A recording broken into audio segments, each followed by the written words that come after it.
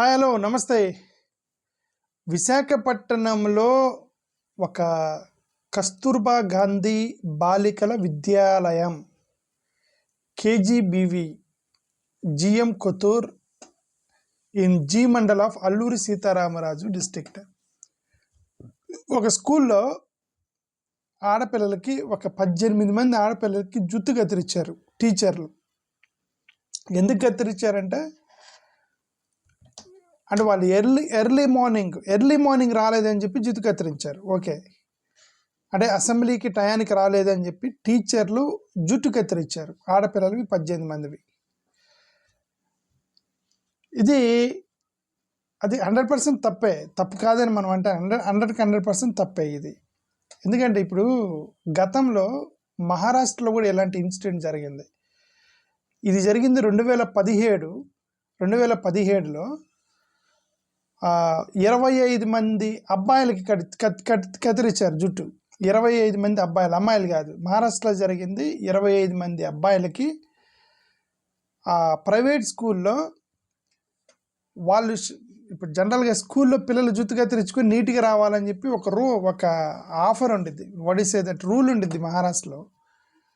So ఆ పిల్లలు కొద్దిగా జుట్టు పెంచుకున్నారని చెప్పేసి ప్రైవేట్ స్కూల్లో టీచర్ పట్టుకొని ఒక 25 మంది పిల్లలకి జుట్టు కత్తిరించారు. ఇది జరిగింది 2017 థానేలో జరిగింది. ఇప్పుడు ఇది జరిగినప్పుడు ఆ రోజు ముగ్గురు టీచర్స్ని అరెస్ట్ చేసి వాళ్ళ మీద ఎన్ని కేసులు పెట్టారు? మొత్తం 1, 2, 3, 4 సెక్షన్ల మీద కేసు పెట్టారు టీచర్స్ మీద. అదేంటంటే under section 324 voluntarily causing hurt by dangerous weapons or means, అంటే బలవంతంగా జుట్టు కత్తిరించినప్పుడు సిజర్ వాడారు కదా బలవంతంగా అనేది, అది ఒక డేంజరస్ వెపన్, హర్ట్ చేయటం అనే దాని సెక్షన్ పెట్టి బుక్ చేశారు టీచర్లు ముగ్గురిని, ప్రైవేట్ టీచర్లని. వాళ్ళకు ఒక రూల్ కూడా ఉంది నీట్గా రావాలని. 335 సెక్షన్ 335 పెట్టారు, voluntarily causing grievous hurt on provocation. And 34 చట్టం పెట్టారు, acts done by several persons for furtherance of common intention. అదే okay of the IPC section పెట్టారు.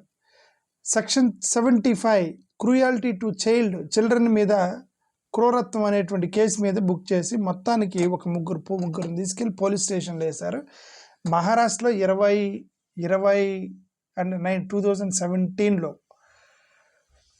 ఇది ఇప్పుడు మహారాష్ట్రలో జరిగిన దీనికి తేడా ఏంటంటే, మహారాష్ట్రలో వాళ్ళకి టీచర్స్ గత కొంతకాలం నుంచి జుట్టు కత్తిరించుకురంటారని మగపిల్లలకు చెప్తున్నారు.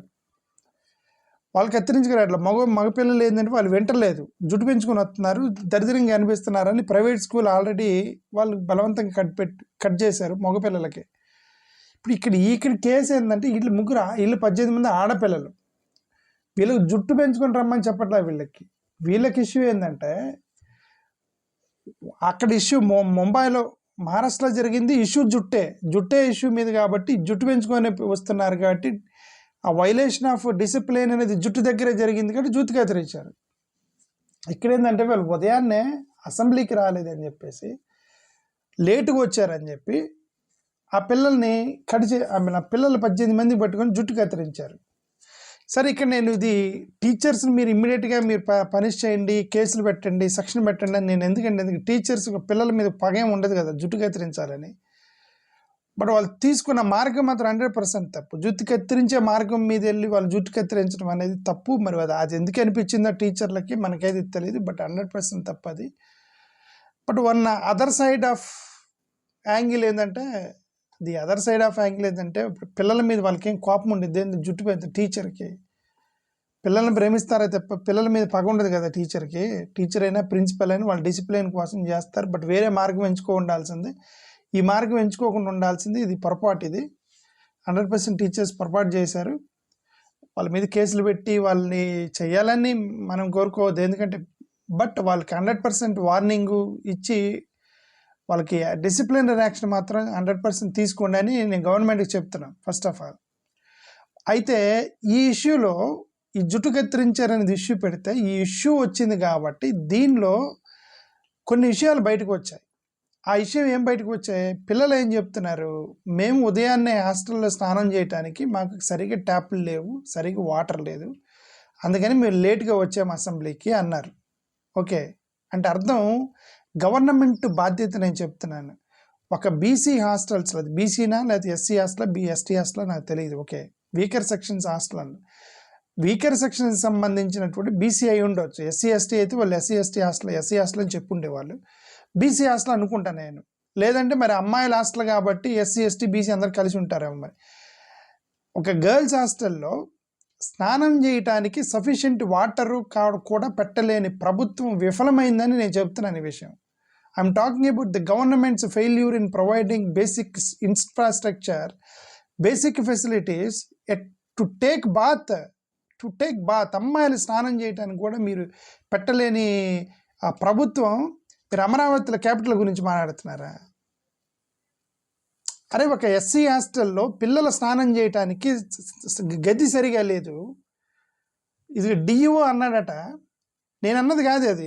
ఐ గివ్ యూ లింక్, మహారాష్ట్రది ఇస్తాను, దీనిది కూడా లింక్ ఇస్తాను. డిఈఓ అన్నాడు ఇక్కడ. What DEO set, G Madugala has around 250 students. There were sufficient washrooms in the hostel. However, most of the washrooms are not well maintained.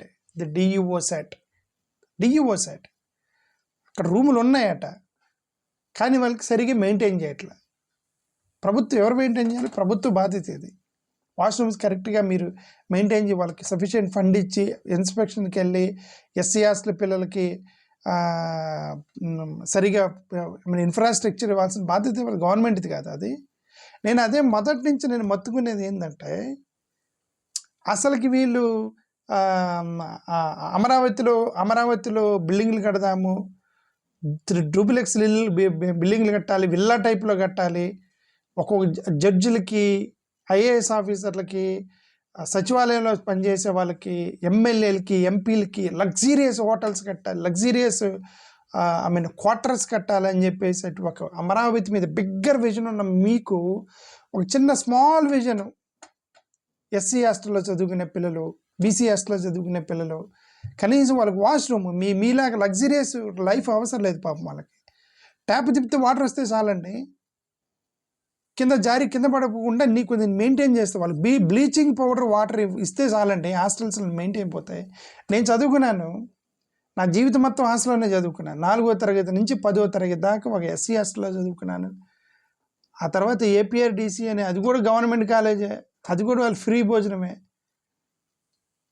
ఆ తర్వాత ఎంబీఏ క్యాంపస్లో seat వచ్చింది నాకు విశాఖపట్నంలో, అక్కడ చదువుకున్నాను. మొత్తం 20-25 సంవత్సరాలు హాస్టల్ బతికేనాది. ఓకే, నాకు తెలిసి అక్కడ ఉన్న పరిస్థితులు ఎలా ఉంటాయి. అందుకే వీళ్ళు పెద్ద పెద్ద లగ్జరీయస్ మాటలు మాట్లాడేటప్పుడు, పెద్ద సింగపూర్ మాటలు మాట్లాడేటప్పుడు నేను కనెక్ట్ అవుతాను వెంటనే. అరే, నేను పడ్డాను 25 సంవత్సరాలు పడ్డ కష్టం, మాకు అక్కడ బేసిక్ ఫెసిలిటీస్ కూడా ఇచ్చి ఉండేవాళ్ళు కాదు. వీళ్ళేంద్ర లగ్జరీయస్ లైఫ్ గురించి మాట్లాడతారు, సింగపూర్ గురించి మాట్లాడతారు. పాపం ఇది ఈ న్యూస్ చూడగానే నాకు బాధ వేసింది. అది ఆడపిల్లలకి వాటర్ స్నానం చేయడానికి మీరు వాటర్ వేయలేపారు, ప్రభుత్వం ఫెయిల్యూర్ అంటున్నా నేను. సరే, టీచర్స్ వాళ్ళ కోపం ఏమి ఉండదు, మీరు టీచర్స్ మీద యాక్షన్ తీసుకోమని నేను అంటలేదు, కానీ ప్రభుత్వం మీద యాక్షన్ తీసుకోండి. మీరు ప్రభుత్వం మీద యాక్షన్ తీసుకోండి. దిస్ ఇస్ ప్రభుత్వ ఫెయిల్యూర్ అంటున్నా నేను. ఇది you are unable to provide basic facilities to girl students to take bath and go in time for assembly session. 100% Nara Lokesh గారు దీనికి సమాధానం చెప్పారు. Nara Lokesh is in charge of education department, and Chandrababu Naidu గారు కూడా ముఖ్యమంత్రిగా దీనికి సమాధానం చెప్పాలి. అక్కడ మరి అక్కడ లోకల్ ఎడ్యుకేషన్ మినిస్టరు, అక్కడ లోకల్ ఎమ్మెల్యే కూడా దీనికి సమాధానం చెప్పాల్సి వచ్చింది. ఓకే, వీళ్ళందరూ వెళ్ళి టీచర్కి పేపర్ స్టేట్మెంట్ ఇస్తున్నారు, టీచర్ల మీద యాక్షన్ తీసుకుంటాము, టీచర్లకి నోటీస్ ఇచ్చాము. అఫ్కోర్స్ టీచర్లకి మీరు నోటీస్ ఇవ్వాల్సిందే, యాక్షన్ తీసుకోవాల్సిందే. రెండోసారి ఇట్లాంటి జుట్టుకెత్తరించడం అనేటువంటి ఎక్స్ట్రీమ్ స్టెప్ తీసుకోవద్దని వార్నింగ్ ఇవ్వాలి. But obviously I feel no teacher will hate the student. వాళ్ళ మీద జుట్టుకెత్తరించి పైశాచిక ఆనందం పొందాలని టీచర్కి ఏముండదు. అది ఎంతసేపు చెప్పినా సరే టైంకి రావట్లని బెదిరించడానికి ఒక రాంగ్ రూట్ ఎంచుకున్నారు. కాబట్టి టీచర్లను వదిలేసి ప్రభుత్వం మీద యాక్షన్ తీసుకోమని నేను గవర్నమెంట్ని మిమ్మల్ని ఎలా యాక్షన్ తీసుకుంటారో మీ మీద మీరు యాక్షన్ తీసుకోండి అని చెప్తున్నాను. అది థ్యాంక్ యూ.